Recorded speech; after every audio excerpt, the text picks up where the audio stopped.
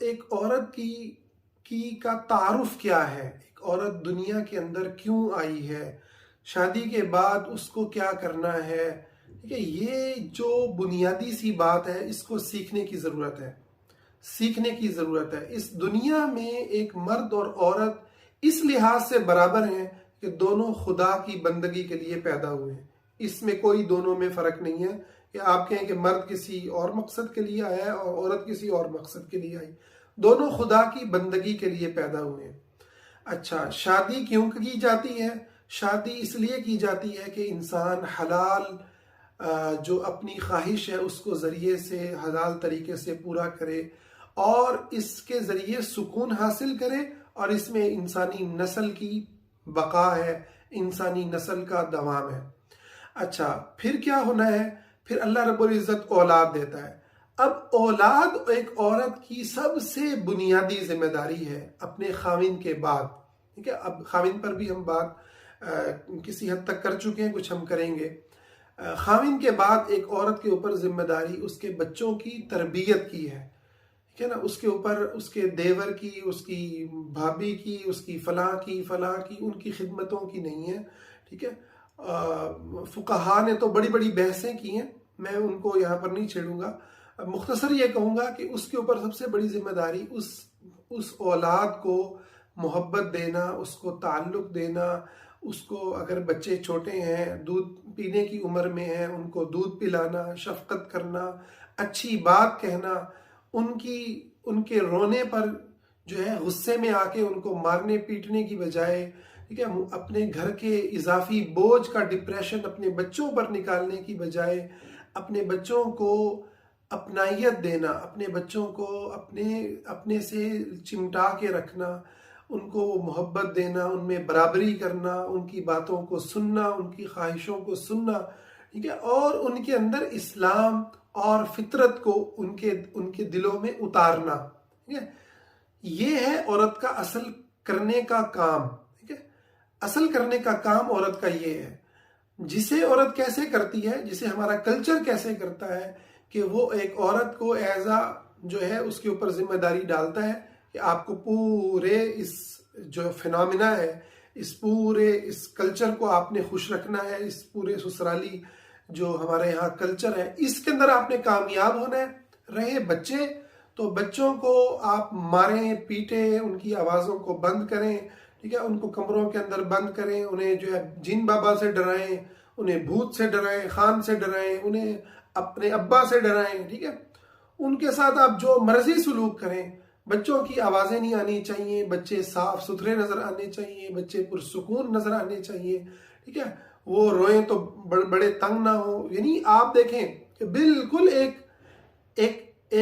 اگر ہم غور کریں اپنے بچپن کے اوپر بھی، اپنے ارد گرد کے لوگوں پر جو ہمارے بچپن میں جن کو ہم نے بڑے ہوتے دیکھا، اور آج بھی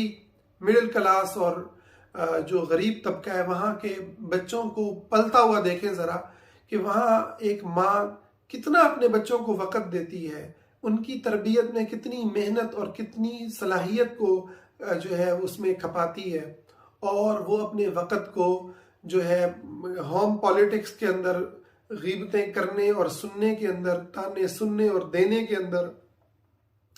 اور ایک دوسرے کو نیچا دکھانے میں، یا جو ہے وہ کوئی جو ہے وہ کہیں پر جو ہے توجہ لینے میں، تعریف حاصل کرنے میں، دل جیتنے میں، ٹھیک ہے، تو وہ اس کے اندر جو ہے اپنے آپ کو جو ہے وہ کھپا رہی ہے۔ تو یہ، اور اس سب سے پہلے عورت کا اپنے نفس کے اوپر جو حق ہے وہ تو ہمارے معاشرے میں ہوتا ہی نہیں ہے نا، وہ تو اللہ رحم فرمائے، وہ تو ہوتا ہی نہیں ہے کہ ایک عورت اپنے نفس کو، اپنے آپ کو اپنا حق دے۔ یعنی ایسا لگتا ہے ایسی جتنی بھی حدیثیں ہیں نا وہ سارے آدمیوں کے بارے میں ہیں کہ آپ نے سونا ہے، آپ نے کھانا ہے۔ یعنی ہمارے گھروں کے اندر، میں اللہ تعالیٰ ہماری ماؤں پر رحم کرے اور ان کو جزائے خیر دے، میں جب وہ حالات دیکھتا ہوں کہ یعنی مائیں خود نہیں کھاتی، اپنے بچوں کو کھلانے کے اندر ان کی فکر ہوتی ہے، اس کو پکڑ، اور ان کو بھی پکڑنے کے اندر ان بچوں کی فکر کم، اور اس جوائنٹ فیملی سسٹم کا جو خوف ہے وہ زیادہ ہوتا ہے کہ جی مجھے ڈانٹ پڑ جائے گی، ٹھیک ہے، وہ کیا کہیں گے، اس کے بچے تو یوں ہیں، یہ بچے تو یوں ہیں، بیچاری کمپیریزن کے اندر ہی ماری جاتی ہے، ٹھیک ہے، یا وہ دوسروں کے تانوں سے بچنے کے لیے آپ دیکھیں اس کی کیا حالت ہوئی ہوتی ہے۔ اپنے آپ کو وقت دینا، اپنے آپ کو بنانا سنوارنا، ٹھیک ہے، اپنے آپ کو اپنے ساتھ بیٹھنا، اپنے خدا کے ساتھ سکون سے بیٹھنا، بات چیت کرنا، ٹھیک ہے، قدرت کے جو اس کائنات میں پھیلے بے شمار مظاہر ہیں ان میں وقت گزارنا، اپنی دوستوں اور سہیلیوں میں وقت گزارنا، ٹھیک ہے، مسلمانوں کی امت کی خیر خواہی میں وقت گزارنا۔ یعنی نبی علیہ السلام کی سیرت کے الٹ آپ دیکھیں گے کہ یہاں ایک عورت بالکل ایک اور دنیا کے اندر ہے، وہ دنیا ہی کچھ اور ہے جس کے اندر آپ کو صحابیات کی زندگی نظر آئے گی۔ وہاں یہ کوئی بڑا مسئلہ ہی نہیں ہے، وہاں تو بھائی آپ نہیں گزارا ہو رہا، ٹھیک ہے نا، مرد کے ساتھ تو خلا لے لیتی ہیں، ٹھیک ہے نا، مرد کا گزارا نہیں ہو رہا، مرد طلاق دے دیتا ہے، ٹھیک ہے، وہ کہیں اور شادی کر لیتا ہے، وہ کہیں اور شادی کر لیتی ہیں، تو مسئلہ ہی نہیں ہے۔ جو یہاں سب سے بڑا مسئلہ ہے، یعنی جو زندگی کا سب سے اہم مسئلہ ہے، وہ سیرت النبی میں کوئی مسئلہ ہے ہی نہیں، سرے سے مسئلہ نہیں ہے۔ ہاں یہ ضرور ہے کہ بلا وجہ خلا لینا، بلا وجہ طلاق دینا، اس کی شدید مذمت آئی ہے، ٹھیک ہے، لیکن جب کوئی وجہ موجود ہو، جب آپ جو ہے اریٹیٹ ہو رہے ہیں، آپ ڈپریشن میں جا رہے ہیں، آپ ناحق جو ہے وہ نقصان اٹھا رہے ہیں، ٹھیک ہے، تکلیف سہ رہے ہیں، تو اس کو اسلام نے آپ کو کہیں نہیں کہا کہ آپ پڑے رہیں اور سہتے رہیں۔